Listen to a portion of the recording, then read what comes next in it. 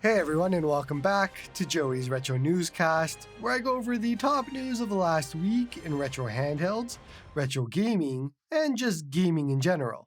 This is the last newscast of the year, and it almost didn't happen. In case you didn't know, I've been on the Discord, but I've been bedridden for a week and a bit now. My back is just bad, like to the point where I could not get up and move around, and so I was stuck.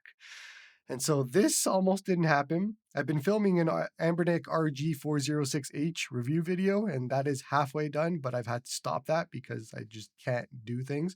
Right now, I'm okay because I'm not moving and I'm just standing here, and this is good enough. So we're going to persevere. We're going to do this newscast because it is the last one of the year, and then I'll be back in the new year, probably after CES, and we'll talk about all the new stuff.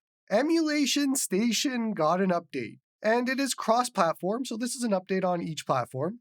The biggest change is mostly translations. There is some decreasing of memory footprint, and then there's some adding of support of new emulators. So it's nothing crazy, but it is some updates. I'm still personally waiting for the Android app to get support for native Android apps. Right now you have to use a third-party script, and I just don't want to. So waiting for that to be built in, and then I'll probably just swap to Emulation Station. Some more news from Azahar, the upcoming 3DS emulator, and they are changing how they load games. For obvious Nintendo reasons, they are changing it to remove encrypted game support, and they are just moving away from piracy altogether. The major point here is that if you have .3ds file type 3ds ROMs, you're going to need to change it to .cci. And for this, it's as simple as just renaming the file type. So you change it from .3ds to .cci. And I've already done it, so it all works. Personally, I cannot wait for the new 3DS emulator, and I've been bugging them about adding retro achievement support, so I'm hoping that might be something in the future. EmuOS Big Banana is out, and they are adding support for the Cube XX, and then as usual, there's a whole bunch of other stuff. I think they added a search, if I remember correctly, but don't quote me. There's a long list of stuff. I was planning on doing a video on this, but back injury kind of ruined that plan, and not enough time because I do want to take some time off, and this will probably be the last video from me for a few weeks. So yeah, no plan to do this video, but it's a very simple update if you need to. All you have to do is put the update inside the archive folder on your EmuOS SD card, and then go into Archive Manager in EmuOS and install it, and it'll go through and do everything it needs to. So it's very simple, very easy to do an update. Now, if you're counting, it has been about 2 months since the Cube XX release for EmuOS to support it. So keep that in mind for the 34XX and when that comes out, how long it might take for the EmuOS team to support that, because there are some screen shenanigans that we're going to talk about. Question of the week. Holidays are coming up, and so I'm guessing a lot of us are going to take Christmas off, or if you're able to at least, take Christmas off. And so my question is, what do you have planned? And it doesn't have to be gaming related, although if you have a gaming related goal in mind, then that's cool too. But just what are your plans over the holidays? What are you looking forward to doing if you have that time off? So I'm a big staycation fan, so wife and I will be locked in our house, just enjoying not having to do anything and not having to work and all of that sort of thing. So we'll just be enjoying and playing some games. There's a nice turkey dinner for Christmas with my family, so that'll be fun. And I'm personally making my way through the top 100 retro achievements games. Talked about it in that video, Stop Playing Games or Stop Playing, Buying Handhelds, Play Some Games video, holy. But I'm making some good progress. I think I'm actually down like 10 or so games now. I just beat Super Mario 64 yesterday. I am at the end of Link to the Past, so I am flying through those games. So if you have a gaming related goal, what is it? What are you doing this holidays? Okay, so the Ambernick RG34XX went up for pre-order, and all of that is MSRPing at $70 US. However, for those of you that plan to use stock OS, there is something you should know about the screen. Thanks to Gamma of Gamma OS fame for finding this, but basically the screen refresh rate is actually 110 Hz. The screen itself is reporting at 59 Hz. Now this causes micro stuttering, which you're going to see in a lot of platformers. And if you're susceptible to it, which a lot of people are, if you're going to play your favorite game, you probably know how it plays, then you're going to see microstuttering on stock. Now, there is good and bad news. The good news is that custom firmware will likely fix this. MEOS, Nully, and all of that sort of thing will probably have fixes out whenever they do release for 34XX. However, for stock OS, I wouldn't put any stock into Ambernick fixing this, and I'm going to guess that it's just going to be a disaster. So there's probably going to be a patch at some point that somebody will do. Hopefully, I think Gamma has something. I don't know if it applies to stock or how it all works, but just be aware if you are going to use stock OS on the 34XX, you might have a bad time with that micro stuttering. Now, go back to my news on the Cube XX and how it took 2 months for MEOS to come to it. And you probably could just wait 2 months before buying the 34XX. You'll get it a lot cheaper from an AliExpress sale. MEOS will be supported at that point, or whatever custom firmware, and it'll probably fix whatever this issue is. And at that point, you can just enjoy it as it should be, because what is the point of buying a Game Boy Advance clone if it's worse than the original? That doesn't make sense to me. So maybe just wait a little bit, see how this irons out, what happens here, what gets fixed, and then go from there. But if you are planning on buying it for stock OS, then you probably should be aware of the issues here. I still don't have my 34XX, so this is all I can say on this topic at the moment. We'll wait for the future when I actually get it in. Powkitty has a new device coming, and it is called the X35H. Yeah, it's a 3.5-inch screen, and yeah, it is probably still 480p. Yeah, it's probably an RK3566 processor, and yeah, I would be surprised if it has Wi-Fi. The good news is the colors at least look awesome with that blue. That blue is really nice. But otherwise, this is just a big meh for me. I can't be interested in this at all, but I'm sure somebody out there is probably interested in it, so get yours. Lenovo has 3 new upcoming Legion Go handhelds. There is the Legion Go S, which is supposed to be a cheaper Legion Go, and apparently it might actually feature SteamOS instead of Windows 11, which is crazy. Then there's an alternate version of the Legion Go S, which will feature Windows 11, and it'll have a Ryzen Z2 inside of it. And both of these are likely to be a budgeter or cheaper model than the current Go. And apparently they also have 55 watt-hour batteries inside. And they will have a different screen with an 8-inch 1920 by 1200 IPS 120 Hz display, which in comparison to the current Go is a big downgrade, but the current Go has a screen that far surpasses anything that it can play. So this isn't terrible. But the big news is the Legion Go 2, which is supposed to be using the Z2 Extreme, will have an 8.8-inch 2560 by 1600p OLED screen. And that's all we know right now. Now, I've reached out to Lenovo, and I am trying to schedule some time with them at CES to get an appointment to see whatever they have going on here. So I'm hoping that I will get some feedback and footage and all that sort of thing, unless it's behind closed doors, in which case you guys get nothing. But we'll see how that goes. I am literally in communication as of this morning, so we'll find out. But I'm actually excited about this one. I hope from the pictures that I've seen that they got the ergonomics right. Seems like they might have. That was my one bigger complaint besides the heaviness of it. And super interested in seeing this. So we'll reconvene after CES and whatever happens there to go with what news come out of it on what's happening. Okay, and so as promised from last week, we are going to end off today with the Game Awards, and we'll just talk quickly about what happened there.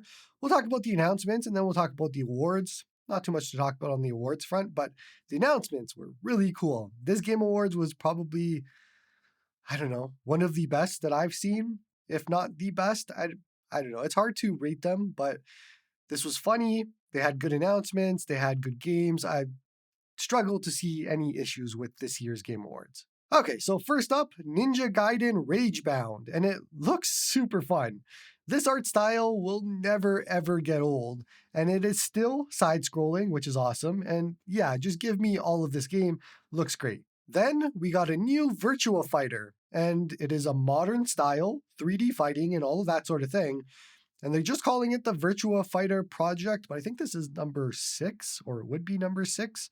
I don't know. Anyways, it looks awesome. This is cool. Not to be outdone, Turok. Yeah, Turok is making a comeback. everybody's favorite dinosaur killing game, whatever, Turok. So yeah, of course Turok's back. It's 2024. Screamer is coming, which I had to look up, and it is apparently an old racing game. So it is an old series that they are bringing back to modern now. And that's super cool. Why not? Bring some more retro games back.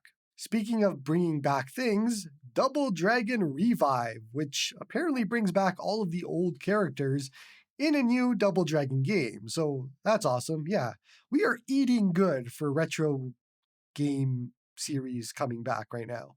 Sonic Racing Crossworlds was just teased randomly, just popped out of nowhere in the Game Awards. And so, yeah, we have a new Sonic Racing game coming, which is cool. That's awesome.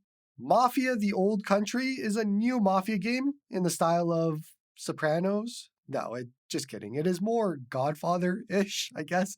But honestly, it's just Italian culture. So I haven't played a Mafia game before. This super interested me watching the trailer. I have no idea what to expect here, but I am definitely interested in this one. Onimusha: The Way of the Sword is the newest game in the series, and it is big, dark fantasy vibes and not releasing until 2026. So we have a long way to go on this one, but hey, it's another one coming back.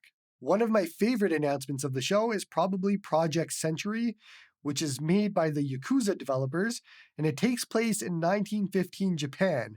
But it looks super brutal, looks super awesome, and yeah, I mean, the Yakuza devs are just amazing, so I am super looking forward to this. Shadow Labyrinth is up next, and if you didn't watch Secret Levels, the Amazon TV show, then you probably don't know what the hell this is, but it is Pac-Man, but a dark, gory type take on Pac-Man and a 2D action adventure, and this looks super cool. So I can't wait. I actually like that episode quite a bit. So yeah, sign me up for whatever this is from Pac-Man. Slay the Spire 2 got a new trailer. It is still coming in 2025. Slay the Spire 1 is awesome, so I can't wait for the sequel. Hell yeah. Rematch, which is Rocket League, but with people. Seriously, the best way to describe this is just Rocket League with people, and it makes you wonder why nobody else has tried this before. But these guys are, so yeah, Rematch is coming. Witcher 4 is probably one of the biggest announcements from the Game Awards. You play as Ciri, and that is all I know. I did not finish Witcher 3, which is not shocking given how long it is. I will maybe one day finish it, we'll see. But apparently you play as Ciri in this one, so I don't know. As somebody who hasn't played Witcher 3 to completion, I guess maybe Geralt goes off into the sunset and retires and goes and plays Astrobot or something. Who knows? Elden Ring Night Rain is a 3-player co-op Elden Ring game. So fans of Elden Ring, start finding 2 other players to play with because it's coming.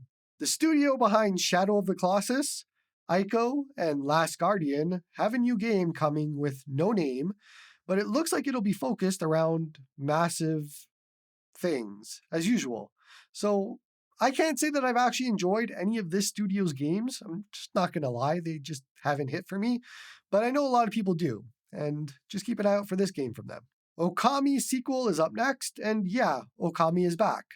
And as somebody who has tried to play Okami 1 and hasn't finished it, and really don't have a motivation to go back to it, I don't know if this will be for me, but I know a lot of people love Okami, so cool.